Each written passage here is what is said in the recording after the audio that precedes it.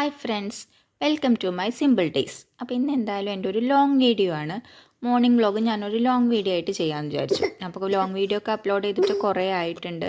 ഞാൻ വീഡിയോസൊക്കെ എടുത്ത് വെച്ചിട്ടുണ്ടായിരുന്നു, പക്ഷേ എനിക്ക് എഡിറ്റ് ചെയ്ത് അപ്ലോഡ് ചെയ്യാനായിട്ട് പറ്റില്ല. ഞങ്ങൾ അറ്റ്ലാന്റിസൊക്കെ പോയിട്ടുണ്ടായിരുന്നു, അപ്പോൾ ആ സമയത്തൊക്കെ വീഡിയോസ് എഡിറ്റ് ചെയ്യാനായിട്ടുണ്ട്.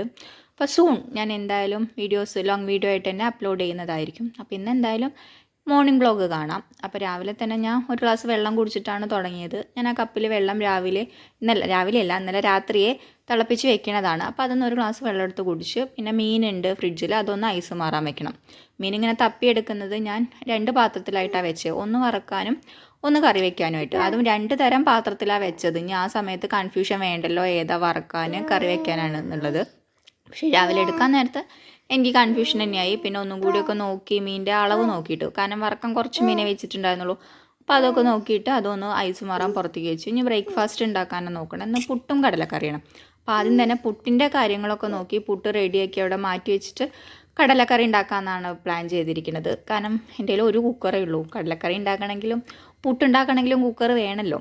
അപ്പോൾ പിന്നെ ആദ്യം പുട്ട് റെഡിയാക്കി അത് കഴിഞ്ഞിട്ട് കടലക്കറി ആക്കാൻ നോക്കി. അപ്പോൾ കടലക്കറിക്കുള്ള മസാലകളൊക്കെ ഇട്ടിട്ട് അതങ്ങ് അടുപ്പത്ത് വെച്ചു. പിന്നെ ഞാൻ പുട്ടിന് തേങ്ങ ചിരകി എടുക്കുമ്പോൾ തന്നെ കുറച്ചധികം തേങ്ങ ചിരകിയിട്ടുണ്ടായിരുന്നു. പിന്നെ ബാക്കി തേങ്ങ കടലക്കറിക്ക് വറുത്തെടുക്കാൻ വേണ്ടിയിട്ട്. അപ്പോൾ കറിക്കുള്ള പരിപാടികളൊക്കെ അങ്ങനെ നോക്കി കറിയും റെഡിയാക്കി എടുക്കുകയാണ്. ഈ കടലക്കറിയുടെ റെസിപ്പി ഞാൻ മുന്നൊരു ഷോർട്ട് വീഡിയോ ആയിട്ട് അപ്ലോഡ് ചെയ്തിട്ടുണ്ട് എൻ്റെ ചാനലിൽ തന്നെ.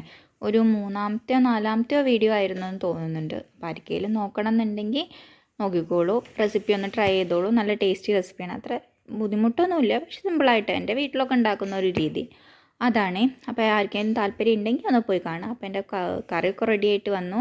തേങ്ങയൊക്കെ ചേർത്ത് കറിയും ആക്കി, പുട്ടും ആക്കി. ഇന്ന് ആണെങ്കിൽ വിബേഡിന് ഓഫാണ്.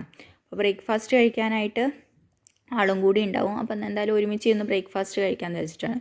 അപ്പോൾ അവർ അച്ഛനും മോളും നീറ്റ് റെഡിയായി വരുന്നുള്ളൂ. അപ്പോഴത്തേനും എൻ്റെ മീനിൻ്റെ ഐസൊക്കെ മാറിയിട്ടുണ്ടായിരുന്നു.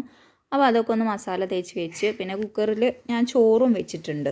പിന്നെ ഉപ്പേരിക്കുള്ള പരിപാടികളൊക്കെ നോക്കണം. ഇന്നലെ പിന്നെ ഞാൻ ഒന്നും റെഡിയാക്കി വെച്ചിട്ടുണ്ടായിരുന്നില്ല, ഒന്നും അരിഞ്ഞ് വെച്ചിട്ടില്ല. ഇന്ന് വിവേടിന് ഓഫാണല്ലോ, അതുകൊണ്ട് പിന്നെ സമയമുണ്ടല്ലോ നമുക്ക് എല്ലാം ചെയ്യാനായിട്ട്. വേഗം ആ കുക്കറും കുറച്ച് പാത്രങ്ങളുണ്ടായിരുന്നതൊക്കെ ഒന്ന് കഴുകി എടുക്കുകയാണ്. അല്ലാന്നുണ്ടെങ്കിൽ ഇനി ബ്രേക്ക്ഫാസ്റ്റ് കഴിച്ചിട്ട് കഴുകാൻ നിന്ന് കഴിഞ്ഞാൽ ഭയങ്കര ബുദ്ധിമുട്ടായിരിക്കും. ഒരുപാട് പാത്രങ്ങൾ കഴുകാനുണ്ടാവും.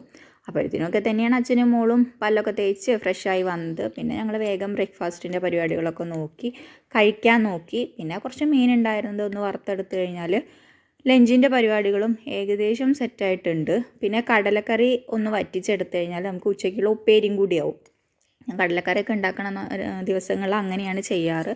ആ കറി ബാക്കി വരുന്ന കറി കുറച്ച് കൂടുതൽ കടല ഇട്ടിട്ട് കറി വയ്ക്കും. അപ്പോൾ ബാക്കി വരുന്ന കറി ഒന്ന് നന്നായിട്ട് വറ്റിച്ചെടുത്ത് കഴിഞ്ഞാൽ ഉച്ചയ്ക്കും രാത്രിക്കൊക്കെ ആയിട്ട് ചോറിനുള്ള ഉപ്പേരിയും കൂടിയാവും. അപ്പോൾ ആ പരിപാടികളൊക്കെ നോക്കി. പിന്നെ ഞാൻ ഈ വോയിസ് ഓവർ കൊടുക്കാതെ എനിക്കിങ്ങനെ വീഡിയോ എടുക്കുമ്പോൾ തന്നെ സംസാരിച്ചും കൊണ്ട് വീഡിയോ എടുക്കണം എന്നൊക്കെ ആഗ്രഹമുണ്ട്. പക്ഷേ അങ്ങനെ ചെയ്യാനായിട്ടുള്ളൊരു കോൺഫിഡൻസ് ഇതുവരെ ആയിട്ടില്ല. അപ്പോൾ ഞാൻ അങ്ങനത്തെ ഒരു വീഡിയോസൊക്കെ അപ്ലോഡ് ചെയ്യാം. എൻ്റെ വീഡിയോസിൻ്റെ ക്വാളിറ്റിയും കണ്ടൻറ്റൊക്കെ ഒന്നും കൂടിയൊക്കെ ഒന്ന് മെച്ചപ്പെടുത്തിയിട്ട് ഞാൻ വീഡിയോസൊക്കെ ഒന്ന് അപ്ലോഡ് ചെയ്യുന്നുണ്ട്.